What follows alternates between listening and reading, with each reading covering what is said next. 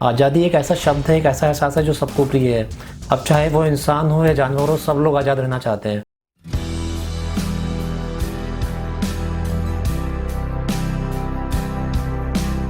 Hello दोस्तों, मैं हूं विभोर और आप देख रहे हैं क्रेजी विभोर। चलिए आगे बढ़ते हैं। गुलामी की पीड़ा क्या होती है ये हमसे बेहतर हमारी पुरानी जनरेशन जानती है। आपसी फूट और कुछ गद्दारों की वजह से हमारा देश कई सालों तक अंग्रेजों का गुलाम रहा। इतिहास इस बात का गवाह है कि ये आज़ादी हमें एक दिन या एक साल में नहीं मिली है। 1857 से 1947 तक अनगिनत शहीदों ने अपनी जान की कुर्बानी दी और उसके बाद ही आज़ाद भारत की नींव रखी गई और उन्हीं की बदौलत हम आज़ाद भारत में एक आज़ादी की सांस ले पा रहे हैं। आज हम दुनिया के सबसे बड़े लोकतंत्र में जी रहे हैं, आज़ादी की सांस ले रहे हैं। ये हमारे लिए गर्व की बात भी है और खुशी की बात भी है।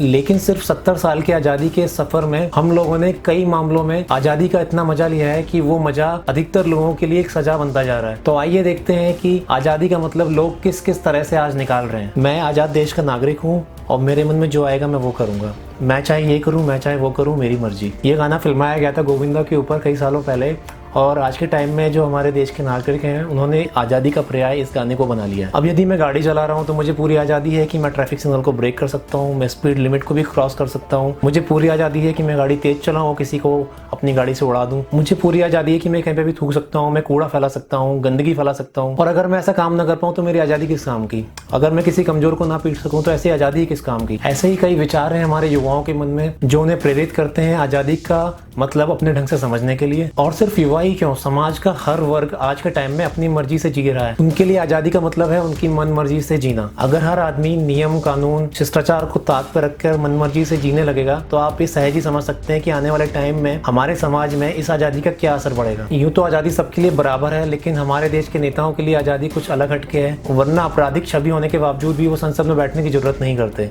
अब चाहे आप पे मर्डर का या रेप का कैसा भी केस चल रहा हो, आप मंत्री बन के या नेता बन के उसको आराम से कैश करा सकते हैं। और इतना ही नहीं, आप अपने स्वार्थ के लिए जब चाहे दल बदल सकते हैं और सरकारें गिरा कर अपनी आज़ादी का सबूत दे सकते हैं। अगर आप अंगूठा छाप हैं तो कोई बात नहीं, आप मंत्री बन जाइए और फिर देखिए कैसे आपके इशारों पे IAS IPS बड़े बड़े अफसर कैसे नाचते हैं।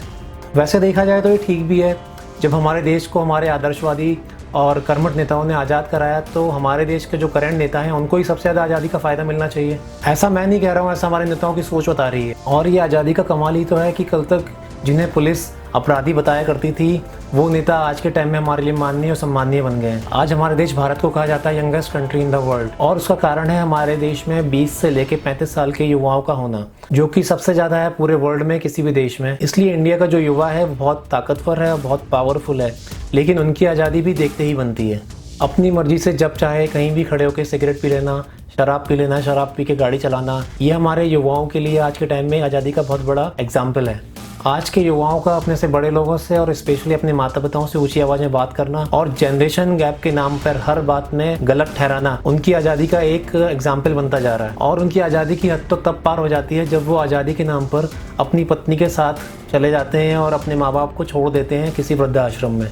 हम इस बात से परेशान हैं कि हमारी आने वाली पीढ़ी आज़ादी के नाम पर क्या क्या गुल खिलाएगी। वो माता पिता को वृद्धाश्रम में ही छोड़ेगी या कहीं और छोड़ के आएगी। ये सच है कि आज़ाद भारत में हमारी महिलाओं ने बहुत तरक्की की है, अपने अपने क्षेत्र में वो टॉप पे जा रही हैं और काफ़ी समय से हैं। लेकिन ये भी एक कड़वा सच है कि आज के टाइम में एक आम महिला देखते ही देखते उपभोग की वस्तु बनती जा रही है। आज हमारे पास कई एग्जाम्पल हैं जिसमें देखा जा सकता है कि महिलाओं ने अपने अपने क्षेत्र में टॉप में पहुंच के एक मिसाल कायम करी है। अब चाहे वो हो इंदिरा गांधी, सुमित्रा महाजन, किरण बेदी, या अगर हम खेलों की बात करें तो PT ऊषा, साइना नेहवाल, मैरी कॉम, PV सिंधु, साक्षी मलिक। और अगर हम बात करें कंपनीज की तो वहाँ पे भी महिलाएं टॉप पर हैं, जैसे कि चंदा कोचर, अरुंधति भट्टाचार्य या फिर चित्रा रामाकृष्णा। ऐसे बहुत से एग्जाम्पल हैं जो हम देख सकते हैं। लेकिन हमारे आज़ाद भारत देश में एक आम महिला की क्या दुर्गति हो रही है ये भी आपसे छुपी नहीं है।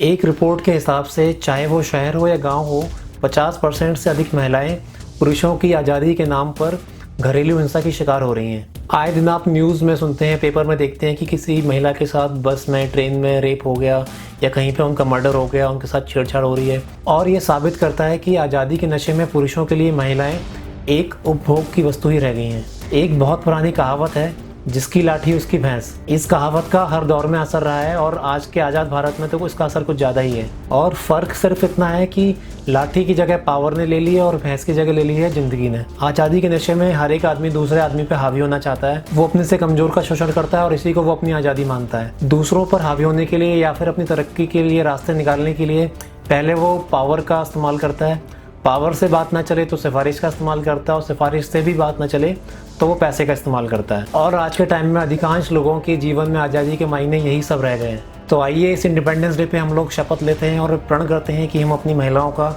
हमेशा सम्मान करेंगे, हमेशा उनकी रक्षा करेंगे और भारत देश और हमारे समाज के लिए हम लोग एक रेस्पॉन्सिबल सिटीजन बन के दिखाएंगे। अंत में मैं यही कहना चाहूँगा कि राष्ट्र धर्म से बड़ा कोई धर्म नहीं होता। Happy independence day. इस वीडियो को लाइक कीजिए और शेयर कीजिए और हाँ, इस चैनल को सब्सक्राइब करना बिल्कुल ही मत भूलिएगा, क्योंकि मैं आपके लिए ऐसे कमाल की वीडियो लाता रहूँगा। तब तक के लिए बी क्रेजी, स्टे क्रेजी।